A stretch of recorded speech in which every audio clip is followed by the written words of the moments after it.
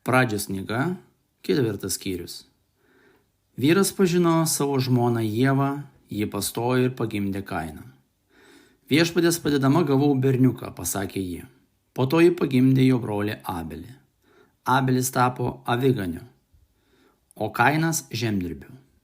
Laikui bėgant, Kainas aukojo viešpačiui žemės derliaus atnašą, o Abelis savo ruožtu aukojo savo kaiminės rinktinės pirmėnas. Viešpats maloniai pažvelgė į Abelį ir jo atnašą, o į Kainą ir jo atnašą nepažvelgė. Todėl Kainas buvo labai piktas ir prislėgtas. Viešpats užkalbino Kainą. Dėl ko tau tai pikta? Kodėl esi toks prislėgtas? Jei gerą darai, argi nebūsi pripažintas? Bet jei gerai ir gerą nedarai, prie durų ir pasalų tyko nuodėmė. Ji geidžia tavęs, bet tu ją gali įveikti. Kainas apsibarė su savo broliu Abeliu. Kai jie buvo laukuose, Kainas pakilo prieš brolį ir užmušė jį. Tuomet viešpats paklausė Kainą, kurgi tavo brolis Abelis. Nežinau, argi aš savo brolio sargas, atsakė jis. O viešpats jiems tarė, ką tu padarei?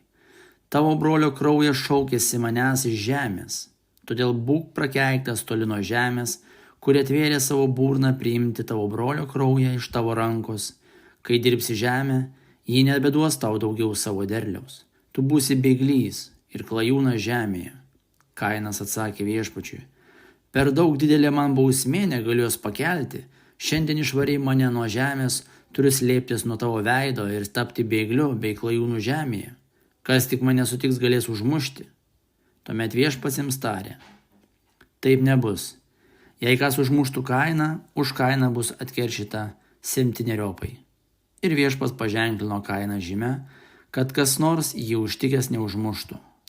Po to Kainas paliko viešpatės artumą ir apsigyveno klajoklių krašte į rytus nuo Edeno. Kainas pažino savo žmoną, ji pastojo ir pagimdė Henochą. Vėliau jis pastatė miestą, kurį pavadino Henochu, savo sūnaus Henocho vardu. Henochui gimė Iradas.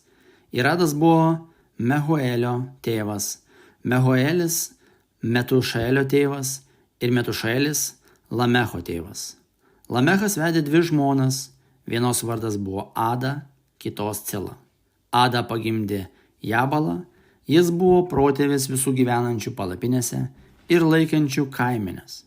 Jo brolis buvo Jubalas, jis buvo protėvis visų grojančių lyrą ir trimitu. Cila ruoštų pagimdė Tubal Kainą, kuris kaldavo visokių žalvario ir geležies įrankius. Tubal Kaino sesuo buvo Naama. Lamechas sakė savo žmonoms, Ada ir Cila, klausykitės mano balso. Lamecho žmonos, išgirskite mano žodžius. Užmušiau vyrą už žaizdą, bernioką už įdrėskimą. Jei už Kainą atkeršimą 7, tai už Lamechą 70 kartų 7. Adomas vėl pažino savo žmoną ir jie pagimdė sūnų ir pavadino jį Setu, nes sakė, Dievas parūpino man kitą palikuonį vietoje Abelio, kadangi Kainas jį užmušė. Ir Setui gimė sūnus, kurį jis pavadino Enošu.